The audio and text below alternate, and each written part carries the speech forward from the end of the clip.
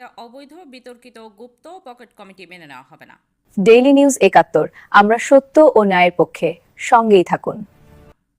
ব্রাহ্মণবাড়িয়া জেলা বাঞ্ছারামপুর উপজেলার বাঞ্ছারামপুরের ছয়ফুল্লা কান্দিতে অবৈধ বিতর্কিত গুপ্ত পকেট কমিটি মেনে নেওয়া হবে না বলে বিক্ষোভ মিছিল করা হয়েছে। এ সময় উপস্থিত ছিলেন ছয়ফুল্লা কান্দি ইউনিয়ন বিএনপির ত্যাগী ও যোগ্য বর্ষিয়ান রাজনীতিবিদ জনাব আশক মেম্বার সাহেব।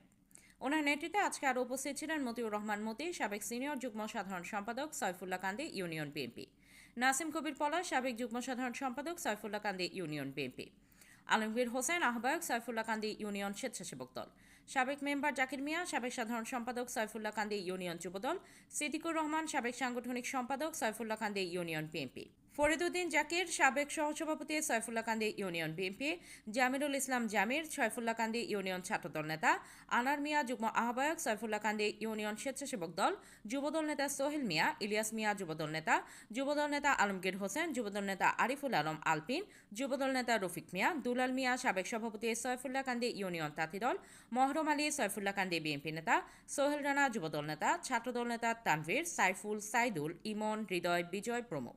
এই সময় একাধিক বক্তব্যে বলেন, বছর ধরে কষ্ট করে রাস্তায় গাড়ে থাকা, জঙ্গলে বসবাস করা, পেপার পড়তে পারি নাই, পেপার পড়লে তাকে অফিসে আনতে হয়েছে।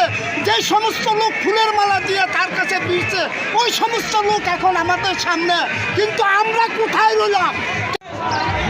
প্রিয় এলাকাবাসী, আপনারা দেখেছেন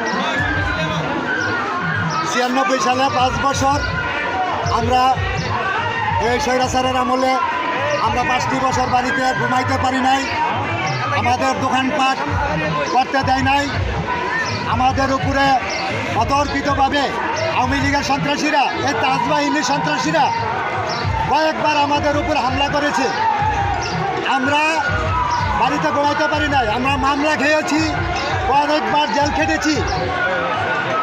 এখন আমরা এই ১৭ বছর আমরা বাড়িতে থাকতে পারি নাই, আমার বাপ মা পর্যন্ত আমি মাটি দিতে পারি নাই। তারপর আমরা বাড়িতে আসছি, যতবার বাড়িতে আসছি আমাদের উপর হামলা হয়েছে। আজকে যারা এই ১৭ বছর এই তাজের গলায় মালা দিছে, বিএনপি বেচা ফেলাইছে, বিএনপিকে রাতি দিয়া তারা আওয়ামী লীগে চলে গেছে এবং বলছে, এই জায়গায় দাঁড়িয়ে বলছে যে তারা নাকি ভুল করছে বিএনপি করিয়া। তারা তার সাহেবের মতো এমন একজন যোগ্য ব্যক্তি ভালাইয়া তারা যে বিএনপি করছে, চরম ভুল করছে, তারা জীবনে কোনোদিন মুখে বিএনপির নাম লইব না।